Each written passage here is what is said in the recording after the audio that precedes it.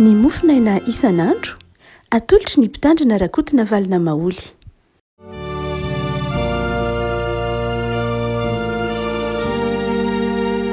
Falinaraba tsika ry havako tratra ity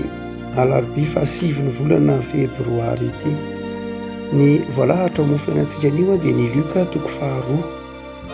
Luka toko faharoa andininy fahadimy amby roapolo ka hatramin'ny andininy fahadimy amby telopolo. Luka toko faharoa andininy fahadimy amby roapolo ka hatramin'ny andininy fahadimy amby telopolo. Fakitsy aminaran'i Jesosy zany ry havako malala. Ary indro nisy lehilahy atao hoe Simeona tao Jerosalema ary marina sady mpivavaka tsara zany lehilahy zany ka niandry ny fampionana ny Israely ary ny fanamasina dia tao aminy. Ary efa nambarany fanamasina taminy fa tsy hahita fahafatesana izy mandra-pahita ny Kristy ny tompo. Ary nitiny fanamasina niditra tao akanjan'ny tempoly izy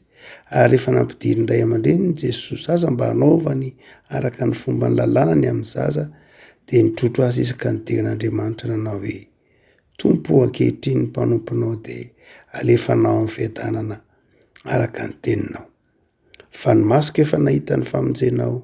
izay namboarinao teo anatrehan'ny firenena rehetra dia fahazavana hazava ny firenena sady voninahitry ny Israely olonao. Dia gaga indray aman-dreny noho ny teny lazana azy ary Simeona nitsotro anazy ireo ka nanao tamin'ny Maria hoe reniny zaza hoe indro ity zaza ity no voatendry ho fandavona sy ho fanangahana ny maro ao amin'ny Israely ary ho famantarana ho lavina ary mifanahinao aza dia ho tsatoan-tsabatra mba haseho ny hevitry ny fo maro. Ray masonao manamasinana ny fahamarinana ny teninao ny fahamarinana. Amen.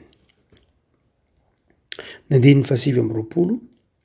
Tompo ankehitriny ny mpanomponao dia alefanao amin'ny fiadanana araka ny teninao. Mandrakariva ry havako malala ny andrenesantsika izany teny izany dia amin'ny fotoanany manjo na amin'ny fotoanany absoty amin'ny avantsika katolika moa dia misy ny antsoina absoty. Dia ity teny ity dia matetika re amin'ny absoty izany hoe amin'ilay fotoana fantevenana iny zany, fotoana famoapaty ao am-piangonana iny. Dia eto ry havako malala tenin'ny Simeona io. Tenin'ny Simeona io izay manao hoe tompo ankehitriny ny mpanomponao dia alefanao amin'ny fiadanana na azo dika lalandalina kokoa ary izy io satria ny amin'izay andikatsika azy dia ny amin'izay baiboly ampelantanantsika eo dia baiboly dika teny tsotra. Fa raha ohatra ka jerevantsika amin'ny dika teny izay nanoratana azy dia teny efa miteny mihitsy manao hoe tompo alefaso ampiadanana amin'izay ara,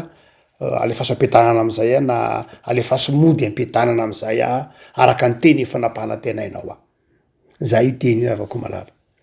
Dia eto ary mampianatra antsika momba ny fahafatesana na toe-tsaina momba ny entina miatrika ny fahafatesana ity Luka ity tsika ity araka amin'ny fotoanany absoto nandrenesana azy. Ny famaritana ny fahafatesana raha havako malala dia mety mahazatra antsika ny amin'ny hoe tsahatra amin'ny tempo ny foa dia mimangatsika ny vatana zany hoe zay lay tsy miasa intsony ny ati-doha zay le mety ho famaritana klinika ny ataontsika hoe fahafatesana. Fa raha milafin'ny lalan-tsaina raha havako malala milafin'ny fahendrena na teolojia io na filozofia io dia tsy dia zay loatra no zay fahafatesana maha-olombelona nofo. Fa raha miainga famaritana nataon'ny Platon tsika dia ny hoe ozy ny fahafatesana ozy dia zao hoe tsy fisarahan'ny vatana sy ny fanahy fotsiny ve zany. Satria moa izy mino tsy fahafatesan'ny fanahy izy manao hoe misaraka ny vatana sy ny fanahy rehefa ilaozan'ny fanahy ny vatana dia maty izy. Tsy dia zay loatra amintsika kristiana. Tsy dia zay loatra. Ny amintsika kristiana dia tsy famaritana ohatr'izany ny fahafatesana. Ny fahafatesana dia amintsika kristiana dia tsy voafaritra raha tsy eo ny fiainana. Amin'ny alalan'ny fiainana no hamaritana ny fahafatesana. Ny tsy fisian'ny fiainana no tsy hoe fahafatesana. Zay fotsiny ihany. Ny tsy fisian'ny fiainana, ny tsy fisian'ny aina no tsy hoe fahafatesana. ary dia eto zany raha ohatra ka mamaka tsarasotra masina tsika raha afaka malala dia zavatra mandeha ho azy marimarina koa iainany olona isan'andro a ny hitany olona isan'andro ny fahafatesana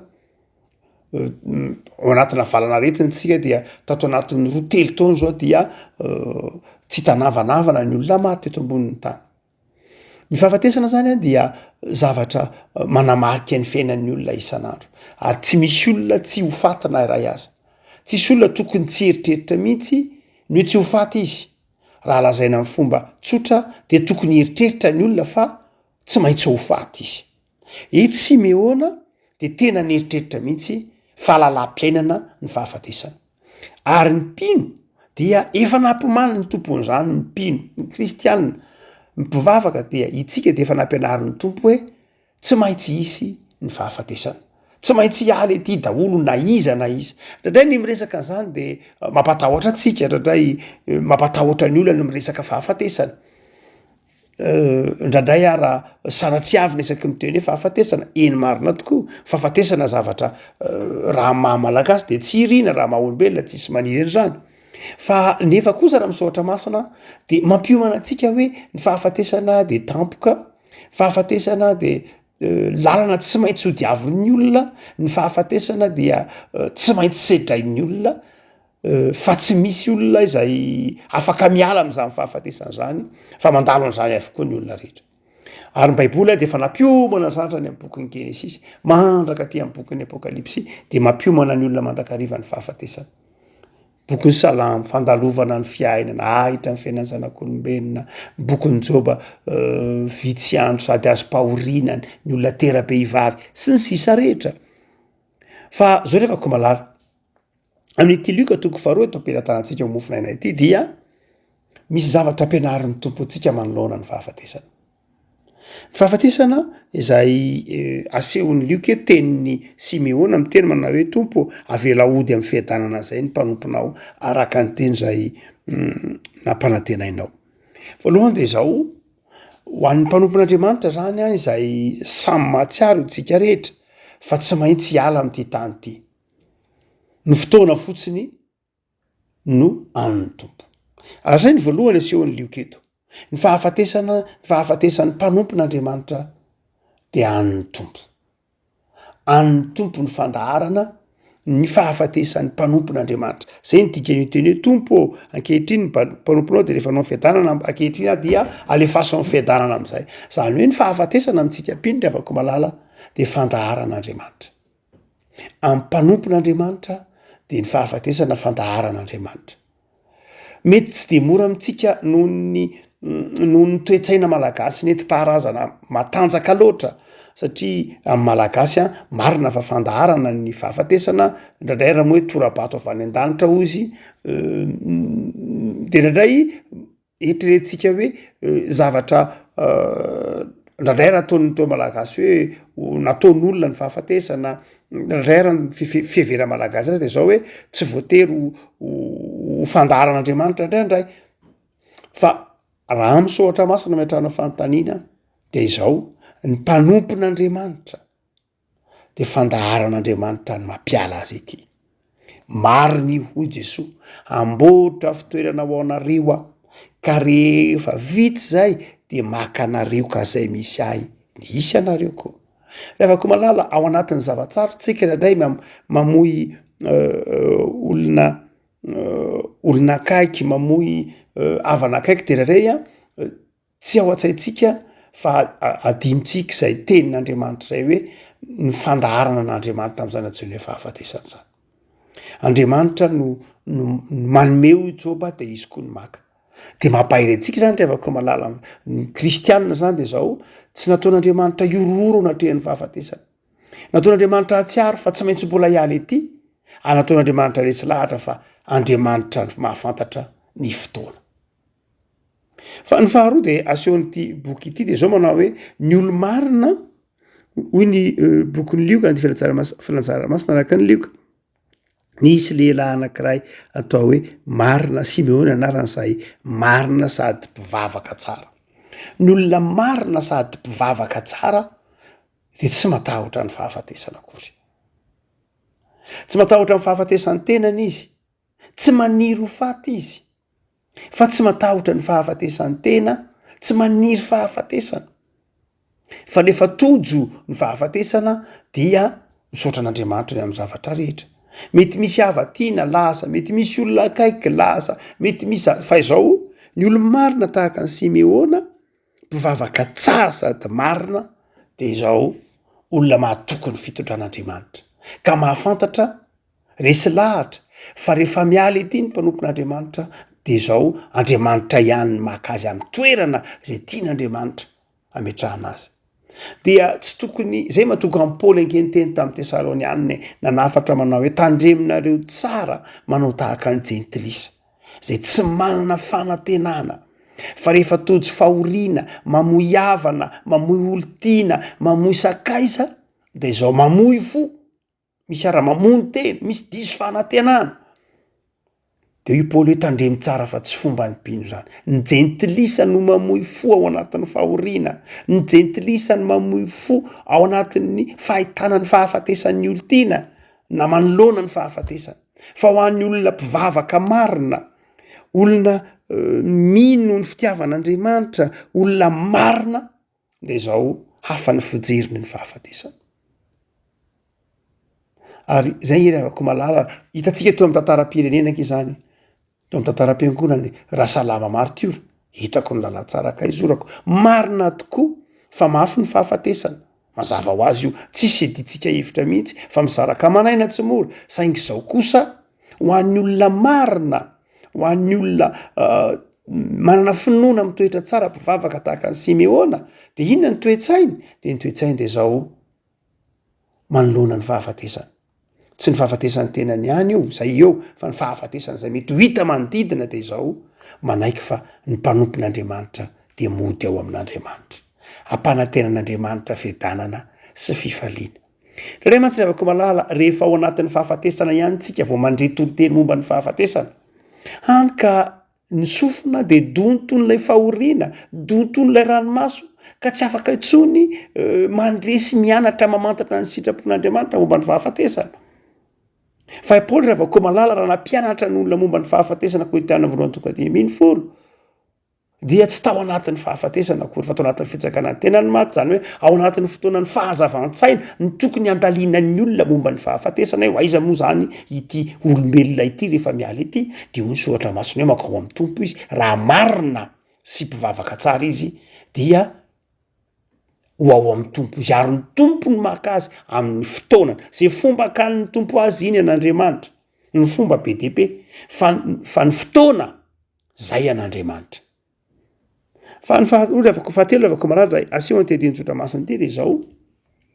ny mpanompon'Andriamanitra koa de zao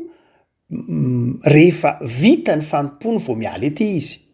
Io zany tsy tahaka ny famaritana tenen'ny Platon hoe famaritana de miainga amin'ny vatan'ny olona, hoe rehefa misaraka ny rehefa miala ny fanahy de maty, na koa rehefa mijanona ny ati-doha de maty. Zany famaritana klinika, fa ny Baiboly tsy zany. Ny Baiboly de manao hoe na mety ho fahamaritany gasy amin'ny fiarahamonina manao hoe rehefa tapitra ny andro de maty. Hoe tsy ny marary mafy ny maty fa ny tapitr'andro e. Tsy zany, tsy tapitr'andro ohatr' zany ny olona, de tsy zany, tsy marina amin'ny Baiboly. Tsy hoe rehefa maty no rehefa tapitra ny androny. Tsy zay loatra, eny mora azahoantsika azy zay, fa tsy zay amin'ny Baiboly. Raha ohatra ka mamaky ny salamo tsika de mety manakaiky kely an'izay. Mety manakaiky an'izay ny salamo. Ny salamo de izao ny fampianarany azy. Amin'ny sarin'ny salamo na mitovitovy amin'ny fomba fijery malagasy amin'ny fijery ny salamo 20 hoe ny olona de manana taona be dia be ao anaty, ataovy eo anaty ohatran'ny olona manana zavatra ao anaty spika. De ataovy eo manana taona be dia be tsika ao anaty arina na asa na vata kely anankiray. Dia mandany ny fotoana tsikitsika zany, mandany ny fotoana, de iny taonantsika iny efa fantatra de melo hoe 70 ve ny eo sa 80 sa 70, efa fantatra de melo zay amin'ny mpanao salamo, zay keo amintsika malagasy. Dia mandany zay mahatonga ny tolony teny hoe mandany andro, dia mandany fotoana zany hoe tsika zany ty amin'ity zao tontolo ty mandany fotoana, lany ny andro anankiray, lany ny andro anankiroa, lany zay ny ray volana. Tsika zao taona 2024, lany zay ny ray volana sy herinandro. Firy sisa zao sisy zany hoe itsika zany dia mandany fotoana dia amy fijeritsika de zay de mbola salama hoe mampianarana nisany andronay de rehefa tonga zany hoe lany zay ny andro anankiray de lany ny andro anankiray de lany ny andro anankiray de manambatritsika 12 taona zao 13 taona zao 5 taona zao 7 taona zao 7 taona zao 15 taona zao sy ny sisa rehetra de falitsika manambatra n'zay andro zay fa raha ny tena marina fomba fanisan'ny salamy fahasivifolo azy sy ny fanisan'ny tolo malagasy azy raha mifanakaiky aminy de zao tsy addition na fanampiana akory ny tokony fanisanany taona fa fanalana zany hoe raha ohatra ka faritana hoy mpanao salamana hoe 70 taona ny androny taonanay ara-tany mateza de 20 de ina ny dikan'zany manala ianao zany manao soustraction ianao zany de mitenao zany manao hoe 30 taona zao dika zany 50 taona sisa 70 taona zao 70 taona sisa dia satria 20 taona la tany mateza raiky amby 50 taona zao 7 taona sisa 70 taona zao 10 taona sisa zany hoe zay le hoe ampianaro zay anisa ny andronay azonay foentry tsy ny manambatra ny zava-dehibe fa ny mieritreritra hoe aefa kely sisa zay le mahatonga atsika manao hoe mandany andro hoe la maka mihinana an'le fotoana telopolo sisa 5 sisa 2 sisa 3 sisa lany satria izay toetsainy zay matoka mpanao salama iteny hoe mampianarana nisany andronay zay matokany hoe tokony ao atsaitsika de zao manala aefa kely sisa raha nysohatra masina nyjerena 10 sisa 20 sisa zay matoka ny Simeona eto miteny satria efa be taona izy indro nisy lehilahy atao hoe Simeona zay mpivavaka zay efa lehibe zokiolona mamaky tsara ny teny greka de efa zokiolona izy fa nefa tsy mbola zay le afako malala tsy mbola zay raha ny baiboly manontolo fa raha ny baiboly manontolo de zao mialy ety ny olona rehefa vita ny fanompony mialy ety ny olona rehefa vita ny fanompony tsy ny alava ny taona no inona tsy hoe tsy ny valanaretina tsy ny aretina no inona tsy ny fahataperan'ny andro no inona fa mialy ety ny antsony hoe fahafatesana de zao fahavitan'ny fanompona zay ndika inona to hoe fahafatesana misotra masina fahavitan'ny fanompona ka hodina ao amin'ny fiainana mandrakizay fa ko tsara nytakatasa so tampoloan'ny Timoty faharoa na hatanteraka ny azakazaka na hatahiry ny finoana noho zany de tehirizina ho an'ny satroboninahitra handray lay satroboninahitra ny fahafatesana zany amintsika kristianina dia tsy rehefa maritana klinika loatra ny zava-dehibe fa hoe vita ny fanompona vita ny tokony natao rehetra vita ny zavatra rehetra le avako malala nydikan'izany de mampionona sy mampahiry atsika mihitsy manoloanareo avatsika nandao atsika mampaloanareo olo tiatsika rehetra eo de jereo am'izay solomaso zay hoe vita ny fanompony tsy hoe tapitra ny androny fa vita ny fanompony efa ny azakazany andray le toerana efa nanomany ny tompo azy izy fa farany avako malala nde izao manoloana ny fahafatesana de ity iza ny olona afaka mody amin'ny fiadanana de hoy ny bokin'ny Lioka manao hoe zay efa nyfanena tamin'i Jesosy eto zany i Simeona dia miteny manao hoe ankehitriny de azonao alefa ny fiadanana am'izay satria zao ny fandaharanao no mampodiny olona miala ety fa izao efa niona tamin'i Jesosy nitrotro an'i Jesosy Simeona de afapo izy satria nandray an'i Jesosy ny olona nandray an'i Jesosy tompo sy mpamonjy azy no mody amin'ny fiadanana no zany de afako malala raha mahita olona tianao anao havanao mpiarabelona aminao ka efa nandray an'i Jesosy tompo sy mpamonjy azy izy mpandray fanasan'ny tompo izy katekisty izy mpitandrina izy mpiandry izy pretra izy presbitera izy vita batisa izy niangona izy natongotra ny tompo izy de zao afaka miteny izy hoe nandeha amin'ny fiadanana am'izay zay eto Simeona miteny manao hoe azonao alefa amin'ny fiadanana am'izay satria nitrotroany Jesosy niraisiny Jesosy ny olona mandray an'i Jesosy ry havako ny olona mody amin'ny fiadanana ny olona nandray an'i Jesosy raha tianao ny andro any aoriana afaka 10 30 50 taona 20 taona zay ialana ety tsy fantatra de zao raha tianao ny mody amin'ny fiadanana de zao raisy Jesosy mba afaka miteny tahaka ny Simeona ianao amin'ny fotoanandro hoe za tompo mody amin'ny fiadanana satria efa nandray an'i Jesosy ho tompo sy mpamonjy de aza misarasara ry avako malala ny fiainana isan'andro miazakazaka sika aza mana ny am'izay fiainanao isan'andro fa ny tompo efa nametrahanao an'ireny aza manany amin'ny ahoana marary mafy azany tena marary ny avako any tompo zany rehetra zany tsy mialy ety mpanompon'andriamanitra raha tsy efa sitrapon'ny tompo aza miferinaina sy hoe ahoana zany le olona ry de so de mba maty ary so any tompo zany rehetra zany fa tsy atsika zay mahatoka an' Jesosy nafatra hoe tsy mahavita mampitombo andro anankiray akory ianareo am'izay andro omen'ny tompo anareo fa any'ny tompo ny fandarana amin'ny zavatra rehetra raha mpanompon'andriamanitra isika de any'ny tompo ny fandarana ary tsika rehetra de miara-miandry zany arak'izay fotoana tiany tompo akana rehefa vita ny asakazaka de mody ny dikan'izay matoa alainy ny tompo de zao vitsy zay ny asa fanompona ka tsy tokony any metsiny an'andriamanitra tsy tokony tsara an'andriamanitra tsy tokony anameloka an'andriamanitra fa vitsy zay ny fanompon'ny mpanompon'andriamanitra de mody avako malala ary zao ry avako malala rehefa nandray an'ny tompo nandray an'i Jesosy niona tamin'i Jesosy de mody amin'ny fiadanana ry avako no zany raha misy havanao efa nalain'ny tompon'ody any aminy raha misy olo tianao efa nalainy ny tompon'ody any aminy de aoka ianao ionona misotra an'andriamanitra amin'ny zavatra rehetra fa nalain'ny tompo any aminy izy araka ny tenin'ny Simona hoe efa nalefa nanody amin'ny fiadanana izy ry avako malala mahereza ary am'izao vanim-potoana sarotra izao azavariana amin'ity tany fandalovana ity fa manaova soustraction na fanalana amin'ny fanosana fahazafaly manambatra fotsiny